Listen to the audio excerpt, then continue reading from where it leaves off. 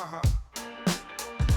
Click the link and dive right in. AI bites in every spin. Ever find yourself like looking at something someone tossed aside and seeing something more, Right. potential? Oh, totally. Like when you were a kid and that cardboard box became a spaceship. Exactly. That's what today's deep dive is all about. We're exploring the work of Dietmar Kuhn, a sculptor who uses, well, junk to create these incredible pieces. Yeah, I was struck by that too when I saw the book excerpts. He uses that word junk without shying away from it. Right, but he doesn't see it as just trash. He talks about finding hidden treasures in flea markets, garage sales, those kinds of places. It's like he sees the story behind the object. It's giving those discarded objects a second life, a new narrative.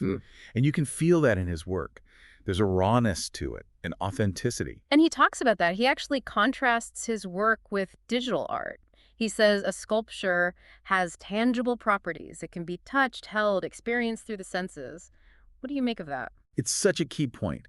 That emphasis on tangibility speaks volumes about his philosophy. Especially in our increasingly digital world, it's like he's finding grounding in the physicality of these objects. Not to say digital art is bad, not at all. It's just a different way of experiencing art. And he's not the first to work with found objects, right? Exactly. Think about collage, assemblage, a long and rich tradition.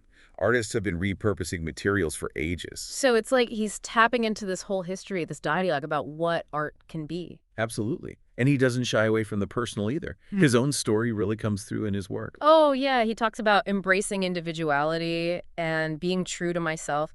It's like working with these found objects with so-called junk gives him a certain freedom. Definitely. And he connects that idea of artistic freedom to cultural development. He seems to be saying that when we're free to create, to express ourselves authentically, that's how culture evolves. That's a powerful thought. And it makes you think about how art throughout history has been this vehicle for personal and societal expression. Right. Think about protest art, folk art, even fashion. They all reflect the times and challenge norms. And speaking of reflecting, I love how these excerpts aren't just glossy photos of finished sculptures. You're right. We get to see his process. Yeah. Sketches, photos from jump yards, even his own handwritten notes. It's like peeking behind the curtain. And it shows that art isn't this magical instant thing. It's a process, a journey of exploration. And those glimpses into his thought process are fascinating. It makes you want to try it yourself. And, he actually encourages that. He wants to inspire others to find the potential in the overlooked. It's a great reminder that creativity can be sparked anywhere. You don't need fancy tools or materials. Exactly. You just need a new way of seeing things. So, as we wrap up this deep dive, here's something to think about.